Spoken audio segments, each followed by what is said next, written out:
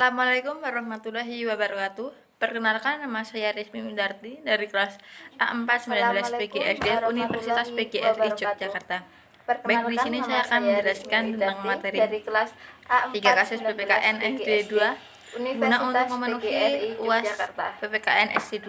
Di sini saya akan Baik, yang menjelaskan pertama tentang media kasus pembelajaran polemik RUU sistem HIP. pernafasan pada Apa itu manusia. polemik RUU Simak HIP? videonya ya. Terdapat 60 pasal dari RUU HIP. Ini Sekretaris Umum Pimpinan Pusat Muhammadiyah Abdul Ma'ruf menyebut mayoritas pasal dalam RUU HIP bermuatan dan berpotensi memunculkan konferensi dan mereduksi sila-sila dalam Pancasila sebagai dasar negara. Salah satu pasal dinilai bermasalah adalah pasal 7 yang memiliki 3 ayat, yaitu yang pertama pokok Pancasila, yang kedua ciri Pancasila berupa Trisila, dan yang ketiga Trisila sebagai dimana maksud pada ayat 2 dalam Ekasila, yaitu gotong royong. Rumusan seperti pasal 7 seperti mengulang kembali perdebatan lama sudah selesai dan bertentangan dengan Undang-Undang Dasar. Padahal rumusan Pancasila sebagai dasar negara sudah final dengan nama sila. Tugas kita seharusnya ya tidak lagi memunculkan perdebatan suatu yang sudah final, tapi lebih ke bagaimana cara menjalankan dan membumikan Pancasila sehingga menjadi bagian dalam setiap diri rakyat Indonesia. Ini malah DPR diam-diam membahas RUU yang tidak mendesak, isinya konferensi dan bermasalah, serta menimbulkan kegaduhan di masyarakat. Majelis Ulama Indonesia juga tega menolak RUU HIP. Iksan menilai Pancasila menjadi landasan negara yang tercantum dalam Undang-Undang Dasar, tidak bisa ditafsir atau peraturan undang-undang organik atau pelaksanaan di bawahnya. Jadi tempatnya adalah RUU HIP, yaitu pembinaan haluan ideologi Pancasila yang menata dan mengatur para lembaga Indonesia, bertugas seperti MPR, BPIP dalam melakukan pembinaan ideologi Pancasila. Jangan malah RUU organik ini menafsirkan Pancasila sebagai arti mendeklarasi atau merendahkan fasyah-fasyah negara yang menjadikan Pancasila mati dalam rumusan norma. Selain itu juga menjadi polemik dalam RUU ini adalah tidak dimaksudnya MPRS no EKV MPRS 1966 tentang pembubaran PKI sebagai konsideransi. PDIP setuju hapus pasal yang menimbulkan polemik. PDIP yang mengirimkan kadernya menjadi ketua panitia kerja RUU setuju untuk menghapus pasal 7 yang menimbulkan polemik. Demikian halnya menambah ketentuan menimbang guna menegaskan larangan terhadap ideologi yang bertentangan dengan Pancasila seperti komunisme, kapitalisme, liberalisme, radikalisme, serta bentuk kapitalisme juga setuju dengan untuk ditambahkan. Mengenai pro kontra pendapat di DPR dan masyarakat RUU HIP, anggota DPR vaksin PDIP Arya Bima menyebutkan sebagai suatu yang biasa dalam proses demokrasi dan tidak perlu dibesar-besarkan. Ia pun meminta masyarakat untuk tidak menafsirkan RUU HIP secara sempit tentang TAP, MPRS, dan pasal 7 sehingga akhirnya menolak RUU secara utuh. Sejumlah partai DPR juga menolak. Partai Nasdem yang merupakan koalisi pemerintah Ketua Wakil Kota fraksi Nasdem di DPR Willy Aditya menolak melanjutkan pembahasan RUU HIP jika tahap MPR tidak dimasukkan dan proses pembahasan dilakukan eksklusif. Mengapa prosesnya begitu cepat? Karena pengamat politik Universitas Indonesia Cecep Hidayat menyebut terdapat beberapa faktor RUU yang merupakan inisiatif DPR khususnya di fraksi PDIP dan dengan cepat disetujui. Pertama, mayoritas fraksi itu koalisi pemerintah jadi lebih lancar dan cepat menggolok RUU yang diinisiatifkan PDIP ini. Ketua RUU ini, kata Cecep, bertujuan untuk memperkuat dan melindungi kedudukan Badan Pembinaan Ideologi Pancasila yang ketua dewan pengarahannya adalah Ketua Umum PDIP Megawati Soekarno Putri. Pemerintah RUU HIP akan ditolak jika Pancasila diperas. Oke?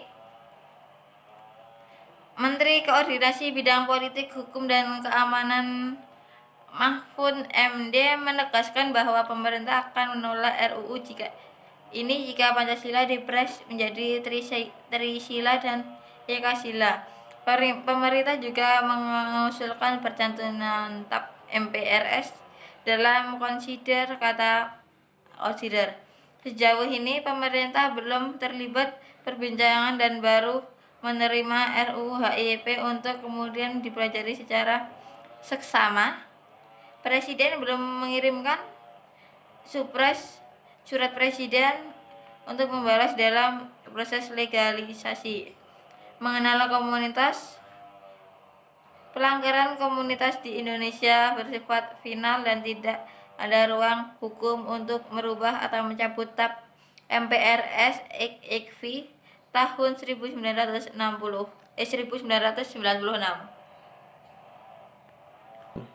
Kasus Laut Cina Selatan.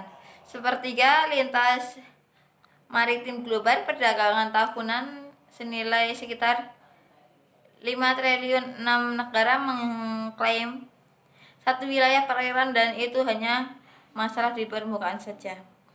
Selamat datang di Laut Cina, perairan yang mencakup banyak negara di Asia dengan kekayaan yang terkandung di sekitar juga jauh dalam kawasan tersebut.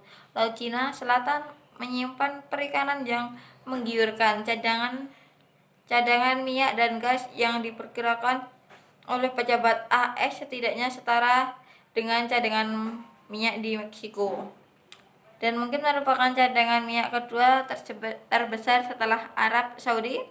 Laut ini salah satu yang paling penting secara strategis dan paling diperebutkan di abad ke-21.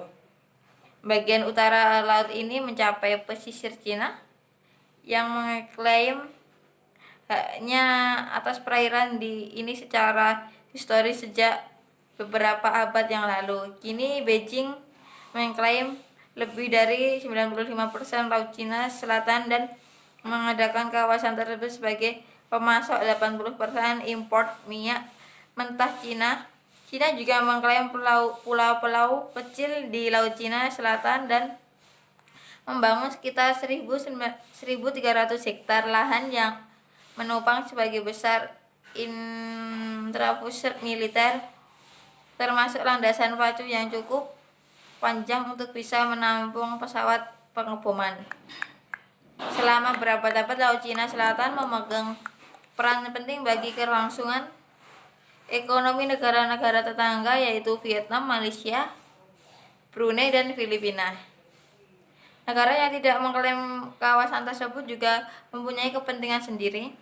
Kawasan perikanan Laut Natuna yang terbatas dengan Laut Cina Selatan juga menyimpan cadangan gas alam penting bagi Indonesia.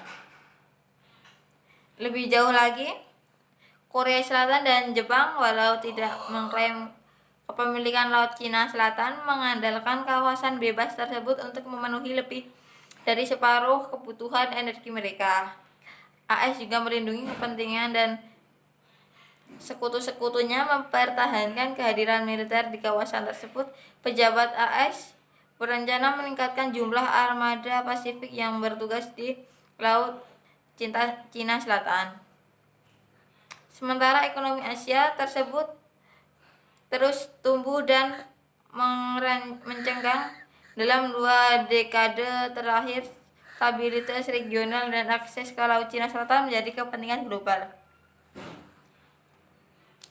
Berontak antara patroli Angkatan Laut Cina dan armada pendapatan ikan negara tetangga berisiko menimbulkan konflik internasional, mempertanyakan komitmen Beijing terkait keamanan di kawasan tersebut. Amerika Serikat yang telah menandatangani UNCLOS tanpa memeriahkan seringkali bergantung pada kesepakatan internasional untuk menyelesaikan sengketa teritorial. Pada bulan Juli, sebuah panel terdapat dari 5 hakim The Hak dengan suara push. Bagi orang anggap ono ke menghargai lain untuk menyelesaikan sengketa teritorial yang kompleks ini juga tampaknya tidak berhasil.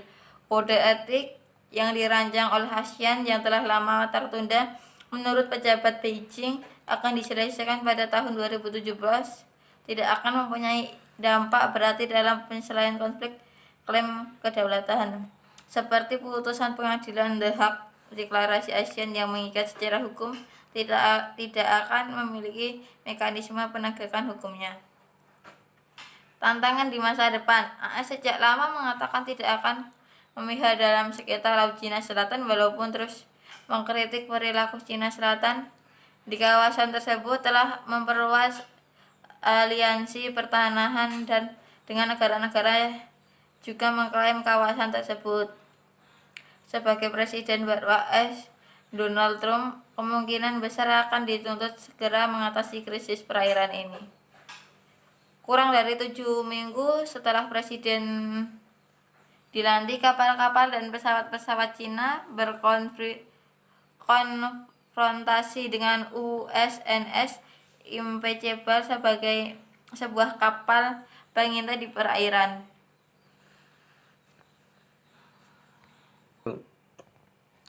Peran WHO dalam mengatasi pandemi corona. Di tengah pandemi virus corona, banyak pihak mempertanyakan peran Organisasi Kesehatan Sedunia atau WHO, bahkan Presiden mengancam WHO dan menuduh instansi itu berpihak pada Cina dan mengancam melakukan dana AS WHO. Kami sudah membuat penilaian bahwa COVID bisa dikategorikan sebagai pandemi. Itulah pimpinan WHO. Meskipun WHO banyak dikritik oleh berbagai pihak sejak 10 tahun yang lalu, WHO mempersiapkan kesiagaan menghadapi sebuah pandemi. Secara periodik, beberapa negara melakukan latihan bagaimana menangani pandemi, bagaimana mengkoordinasi, bagaimana menangani human deteksi kasusnya, bagaimana surveillance dan kebijakan obat-obatan dan pakar farmateknologi klinik. Contohnya Vietnam itu angka kematian case fatality rate hampir 0 dan mereka mampu mengendalikan dengan betul. WHO membuat platform adalah kerjasama untuk koordinasi, untuk distribusi, untuk akses dan sebagainya. Lembaga-lembaga yang bergerak untuk meneliti mengembangkan vaksin dan obat-obatan COVID baru ini hampir separuh Amerika dan sebagai besar sektor satwa sebanyak 14% hingga 20% di Cina. Kemudian 14% di luar Cina, Jepang, Korea, India, sekitar 20% berada di Eropa. Diduga vaksin anti-COVID akan tersedia secara komersial dalam 18 bulan ke depan. Mengingat intensi penelitian dan pengembangan ini adalah sektor satwa, Maka menjadikan vaksin anti corona itu sebagai obat-obatan yang terjangkau oleh masyarakat umum, perlu ada peraturan baru berupa lisensi, sukarela, dan kepemilikan kolektif dan paten vaksin yang dihasilkan ini. Hal ini diusahakan oleh WHO bersama mitra-mitra internasional. Nah,